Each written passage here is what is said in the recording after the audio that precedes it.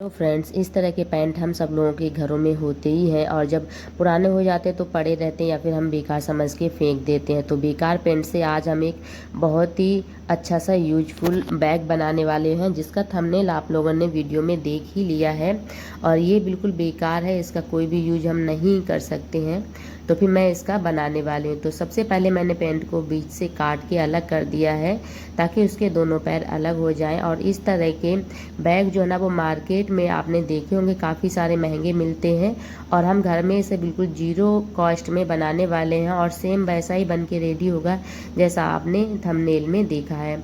तो अभी मैंने दोनों पैर को अलग कर लिया है। इसके बाद में इसके जो पैर है जहाँ पे जॉइंट है सिंगल वाला, मैं उस वाले जॉइंट को काट के अलग कर दूंगी, क्योंकि अंदर होता है इंटरलॉक, तो खोलना थोड़ा सा मुश्किल होता है।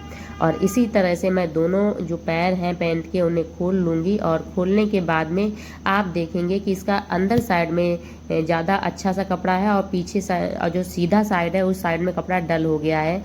तो मैंने कुछ इस तरह से 17 बाई 17 के लगभग मैंने 2 पीस जो है ना वो कट करके अच्छा सा कपड़ा निकाल लिया है, जहाँ पे कपड़ा हमारा अच्छा सा मजबूत है। वैसे कहीं कहीं पे जहाँ पे पैंट के घुटने होते हैं या फिर बैठने वाली जगह वहाँ पे कपड़ा हमारा थोड़ा सा घिस जाता है, तो इसलिए। और इसके बाद क्या करना है, मैं उल्टे साइड को सीधा साइड करके बनाऊंगी बैग, क्योंकि इसमें क्या होता है कि हमारा कलर डल हो जाता है जैसा कि मैंने बताया। तो इसके जॉइंट है ना, इन पे इंटरलॉक होती है, तो मैं इंटरलॉक को काट करके इसे कर दूंगी अलग दोनों साइडों का, ताकि हमें खोलने में थोड़ी सी आसानी हो। दोनों तरह से दोनों जो हमारे जो थे ना हमारे पैंट, दोनों पैंट को मैंने इंटरलॉक काट दी है और उसके बाद दोनों के मैंने अलग अलग इस तरह से खींच के खोल दिया है। अब हमें क्या करना है, जहाँ पे जॉइंट होते हैं तो जो पैंट बनता है तो वहाँ पे थोड़ा सा कर्व होता है, तो फिर मैं उस कर्व को काट के सीधा कर दूंगी, ताकि हमारा जो बैग बना है उस बैग में बिल्कुल भी झोल या फिर वैसा ना दिखे जो कि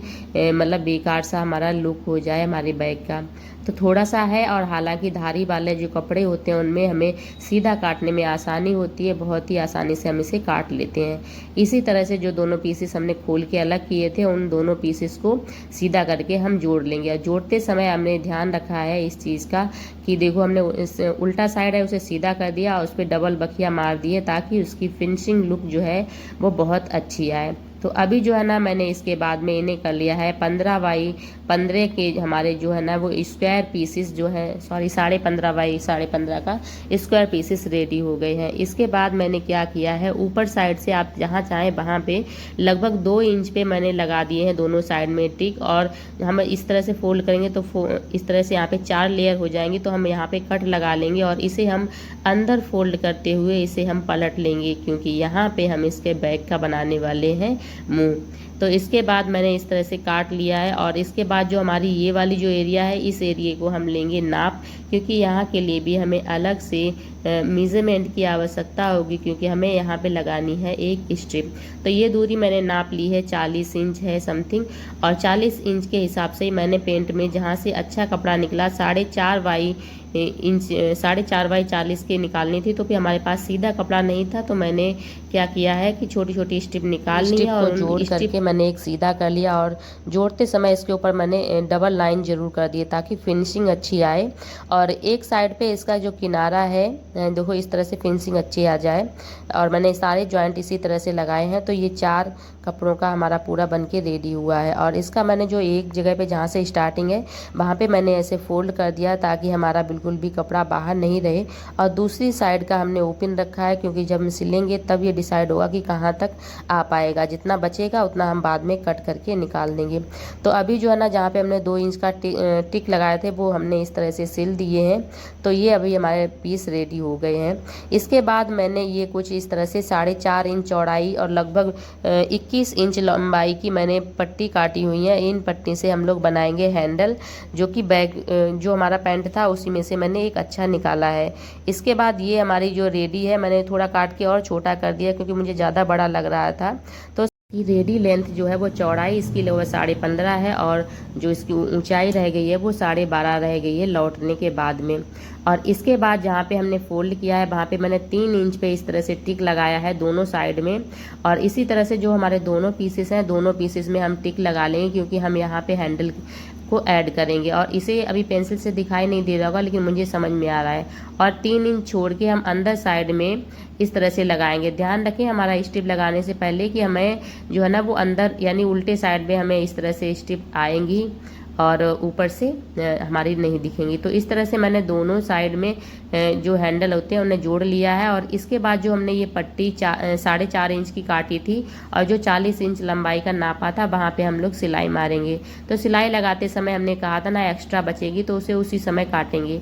तो यहाँ तक आ गई तो मैंने उसमें से लगभग 1.25 इंच एक्स्ट्रा करके काट दी है, ताकि इसे हम पलट के इसकी फिनिशिंग दे दें। और इस तरह से मैंने 1.25 इंच काट के इसे पलट के हम सिल देंगे। और सिलने के बाद में इस तरह से हम लोग सिलेंगे पहले। और ये मैंने बिल्कुल नाप में काट ली थी, बिल्कुल बराबर की, ताकि हमारी पलटने के बाद बिल्कुल बराबर में आ जाए। थोड़ी एक्स्ट्रा हमने काटी थी और इस तरह से काटने के बाद हमारी सिल गई है। तो एक साइड में हमारी इस तरह से पूरे में पट्टी 4.5 इंच वाली जुड़ गई है और ये सीधा साइड है। और फिनिशिंग के लिए हमें क्या करना है कि यहाँ पे इस पे नाखून से इस तरह से रगड़ लगानी ज़रूरी होती है, ताकि हमारा जो बैग है ना वो थोड़ा सा और भी इन्हेंस होके आए इसका लुक। और इस तरह से रगड़ने के बाद हम सीधे साइड में यहीं पे एक फाइनल बकिया भी लगाएंगे।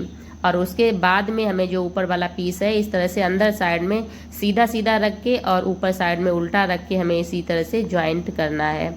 और उसके साथ हमें ये ध्यान रखना है कि जब हम ये इस तरह से करें तो नाप लेते समय की जो हमारी लंबाई है वो हम यहाँ पे टिक जरूर लगा दें, ताकि हमारा जो बैग है इसकी मतलब इसके एज जो किनारे होते हैं ना वो इधर उधर झोल ना मारे, बिल्कुल परफेक्ट आए। तो जहाँ पे था मैंने उसी हिसाब से उस पर कट लगा दिया है। आप चाहें तो वहाँ पे निशान भी लगा सकते हो। तो पहले मैं इस वाली बकिया को लगाऊंगी जो ऊपर वाली है। तो मैंने अभी देखो चारों साइड में लगा दी है सीधी साइड से। तो यहाँ पे देखो देखने में ही कितना सुंदर लगने लगा है अभी। अब इसका जो दूसरा वाला पीस है, अब इस वाले पीस को इस तरह से हम रख के इस पे हम लोग सिलाई मारेंगे। और हमने जो कट लगाया था हमें सिलाई सिर्फ वहीं तक लेके आनी है और वहीं से हमें अपनी बकिया को मोड़ देना है। और इसके बाद हमने सीधा कर लिया है और इसके ऊपर भी हम लोग सिलाई लगा दी है। और ये हमारा बैग बिल्कुल बनके रेडी हो चुका है। और इसे आप जैसे चाहो वैसे यूज कर सकते हो। थोड़ा सा एक्स्ट्रा कपड़ा मैं उसे कट करके निकाल दूंगी जो मैंने इसमें तनी लगाए थे यानी हैंडल लगाए थे।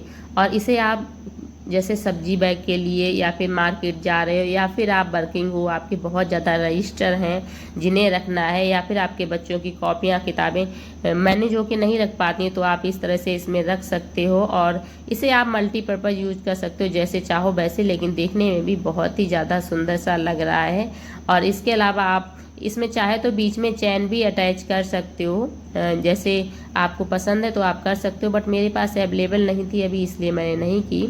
वैसे आपको कैसा लगा ये बैग का आइडिया? यदि पसंद आया तो वीडियो को लाइक कर दीजिए, चैनल पे नए हैं तो सब्सक्राइब कर लीजिए। Bye bye.